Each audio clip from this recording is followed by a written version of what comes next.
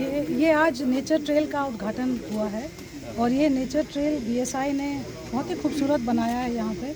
और न केवल ये ऐसा नेचर ट्रेल है जो कि बिल्कुल नेचुरल माहौल में जो नेचुरल पेड़ हैं और प्रजातियाँ हैं उनको देखने का लोगों को अवसर मिलेगा, बल्कि जो इसका ट्रेल भी बनाया गया है, जगह जगह पे बहुत ही सुंदर बैम्बू के स्ट्रक्चर्स हैं, वो भी सब बिल्कुल इसी गार्डन से इनका ये निकले हैं। सारा मटेरियल भी लोकल है। इवन पाथवे जो है वो उसके ईंट पत्थर भी पुराने ट्री गार्ड से का इतना अच्छा इस्तेमाल किया गया है। तो सारा वेस्ट को इतने खूबसूरती से इस्तेमाल किया गया, अपने आप में ये बहुत ही अनोखा एक पहल है बीएसआई का। इससे हमें लाभ क्या होगा? जो ये नेचर ट्रेल है इसमें क्या है कि जब लोग इनका ये एक्सपीरियंस करेंगे, ये इस नेचुरल माहौल में जब वो विचरण करेंगे, सुबह मॉर्निंग वॉक करेंगे या जिस भी समय आएंगे या स्टूडेंट्स आएंगे, तो जो हमारी नेचुरल प्राकृतिक बायोडाइवर्सिटी है उसके प्रति बहुत लगाव बढ़ेगा, ओनरशिप बढ़ेगा कि कैसे हम इससे बचाने में और इसे और फ्लरिश करने में हम क्या योगदान दे सकते हैं। तो इस तरीके के जो पहल है इनको लोगों को किस तरह से जोड़ा जाए नेचर के साथ, बायोडाइवर्सिटी के साथ, ये बहुत ही अच्छा एक प्रयास किया है बीएसआई ने, जिसकी मैं बहुत सराहना करती हूँ।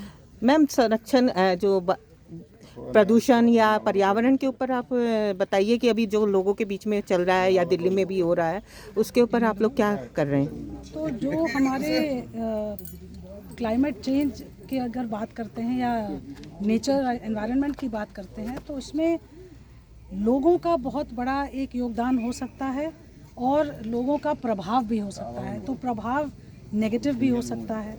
तो जब हम नेचुरल रिसोर्सेज को इस प्रकार से डेवलप करते हैं, लोगों में ये मानसिकता और जागरूकता बढ़ती है, तो ये जागरूकता ही सबसे एक प्रभावी असर इसका होता है।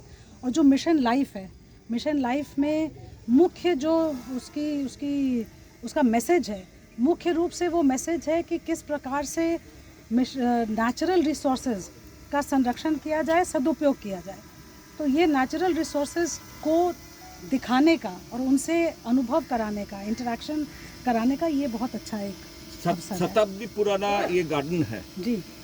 कैसे सोच रही है? गंगा मैया का पास ही ये बगल में ही है, कैसे सोच रही है इसके डेवलपमेंट के लिए?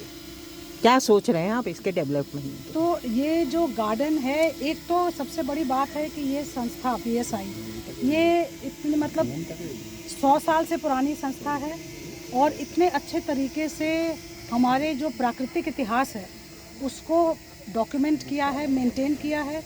और इसी तरह से जब हम बायोडाइवर्सिटी को रिस्टोर करने की बात करते हैं तो ये हमें बहुत अच्छी जानकारी मिलती है कि यहाँ पे 10 साल पहले, 20 साल पहले क्या बायोडाइवर्सिटी थी, किस प्रकार के पेड़ पौधे यहाँ पे फ्लरिश करते थे। उसी आधार पे फिर आगे बढ़कर हम पूरे देश में, न केवल इस स्थान पे, पूरे देश में इसी तरह से हम प्रयास कर सकते हैं। तो ZSI और BSI हमारे बहुत ही महत्वपूर्ण संस्थाएं हैं और इन संस्थाओं ने इतने अच्छे तरीके से इस लेगेसी को प्रोटेक्ट किया है।